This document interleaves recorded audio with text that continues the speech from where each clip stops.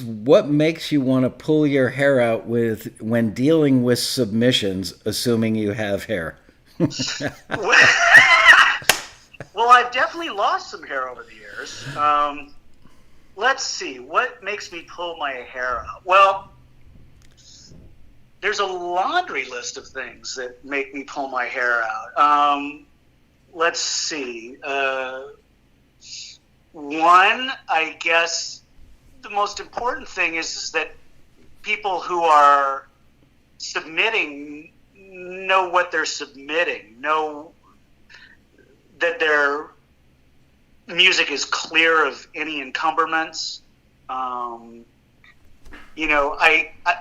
My list could go on and on and on. I mean, I get things with no, not from Taxi, but I get things with no metadata. I don't know, if I have to go back to an MP3 at a later date, I don't know where it came from. I get WeTransfer files with no names, no contact information, and it becomes daunting to try and track it back down at a later date. That's one of the many things.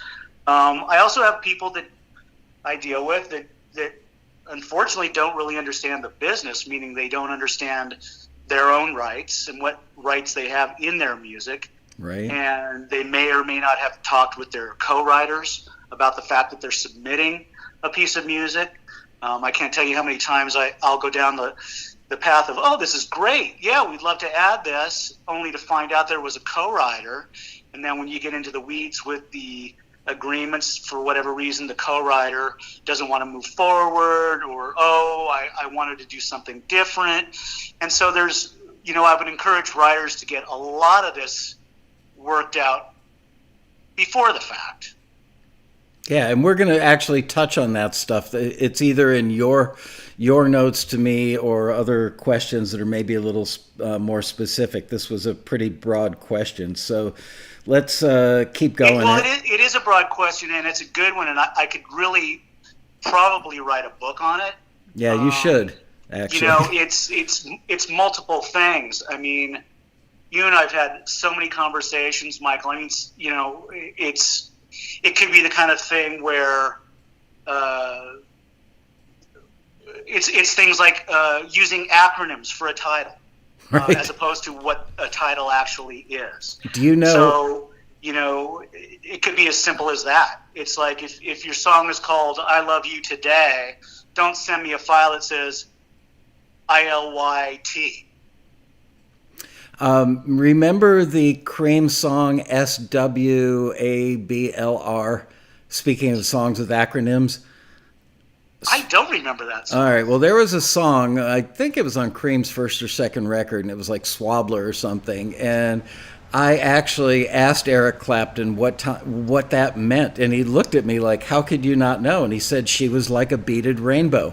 It's like, how the hell would I ever know that? But yeah, anyway. I'd be curious. So I'd be curious, how was that registered? Yeah, I have no idea. Right? Yeah. Yep. Well, and I'll get things from writers that are fantastic songs, and it'll be titled one way coming to me, and we do a lot of due diligence here. So we check things, meaning that if I get something and we're going to sign it, I check to see if it's already been registered. If it has, who it was registered with. I'll check out, oh, look at that. It's, instead of I love you today, it's just I love today. So one digit off makes it completely a challenge. And those are things that have to be cleaned up, unfortunately, at a later date. And that does eat up, dare I say, a lot of our time. Well, I know you guys are particularly really, really good at doing your due diligence, better than other libraries that I know. So, yeah, to do it right takes time, clearly. It definitely does. It definitely does. I mean, we like to see if something was already registered. I can't tell you how many times people send us music only to find out, oh, it's already been registered, it's signed to another publisher, it's encumbered. Meaning, we're an exclusive catalog, so that means we can't move forward with that piece of music, unfortunately. And some writers, we have writers. Another thing that I'll pull my hair out: somebody signed something with CD Baby, and inadvertently checked the box that's got CD Baby listed as the publisher. So you go to BMI or ASCAP and you find out, oh, this song's already got CD Baby listed as the publisher, and then you have to unwind that. And many times writers won't realize that they even crossed that box. Yeah, and it's not just CD Baby, it's TuneCore, it's DistroKid, any of those services that offer any sort of admin deal or publishing deal, and people see that sentence that says, would you like us to help you monetize your music? Oh, sure. They check the box. They don't realize they've entered into a publishing agreement. We talk about that all the time on this show. It's very important. I mean, I wish in my perfect world, Michael, that everybody had the opportunity and the income and the time to go take Publishing 101 courses. That would certainly make my life a lot easier.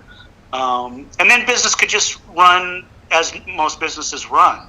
What you got is a lot of very talented people out there that, unfortunately, the business side of things is challenging for them. And I mean, that's why publishers exist, but it can create a lot of roadblocks to moving forward and actually doing business. So the more you know about the business you're in, the better off you're going to be to move things through, to not hit roadblocks with supervisors or with publishers or with networks.